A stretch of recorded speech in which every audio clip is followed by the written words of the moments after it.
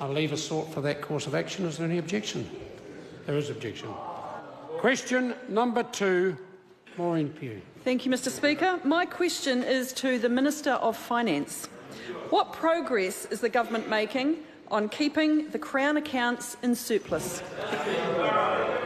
Mr Speaker. Honourable Stephen Joyce. The government's Obergall results announced yesterday for the 7 months to January 2017 showed the Crown accounts $1.1 billion in surplus year to date, compared to Treasury's budget forecast of $517 million for those 7 months.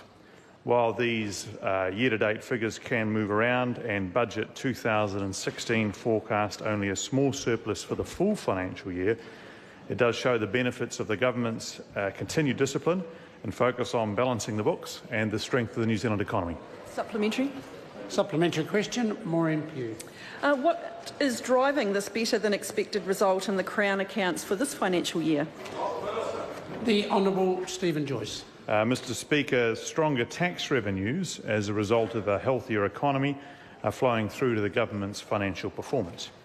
Tax revenues year-to-date are just under 4% more than they were predicted to be in Budget 2016. Company tax in particular is higher than expected, and that reflects the good performance of New Zealand companies in what is still an uncertain world. It is important to note, however, that the full impact of the Kaikoura earthquake remains the largest unknown variable in this year's accounts.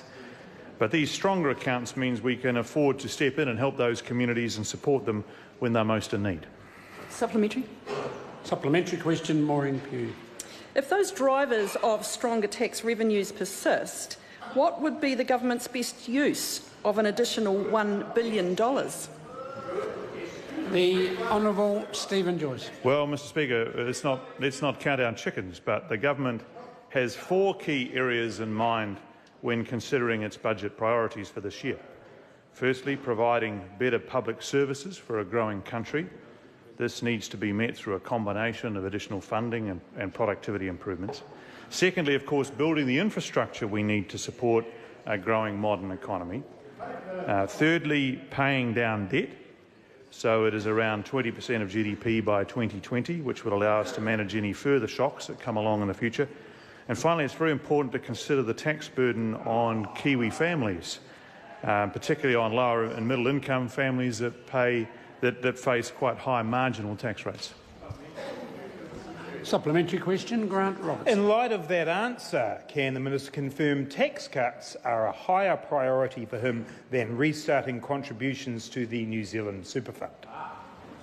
The Honourable Stephen Joyce. Well, Mr Speaker, the government has said that it will look to resume contributions to the New Zealand Super Fund when net debt is down below 20% of GDP. But actually, yes, we're very focused on supporting New Zealanders.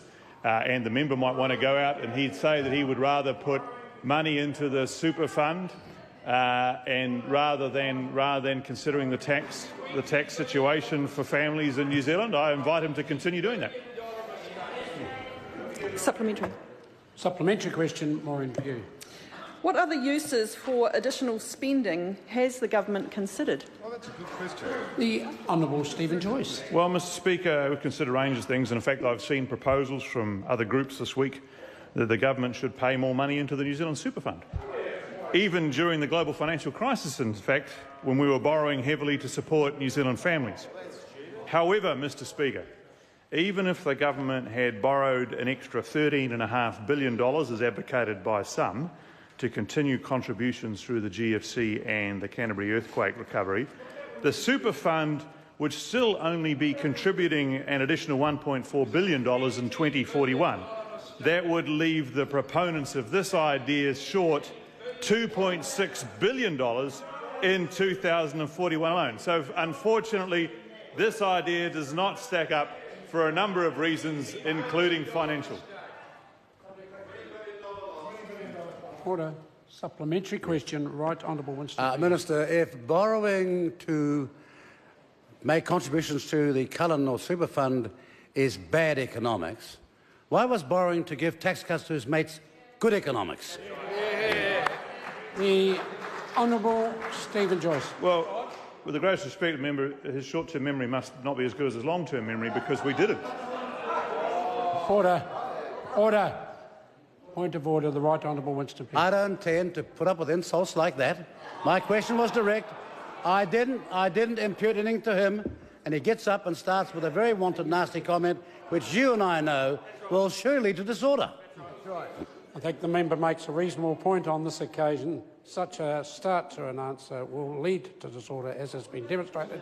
Would the minister now please address the question that was asked?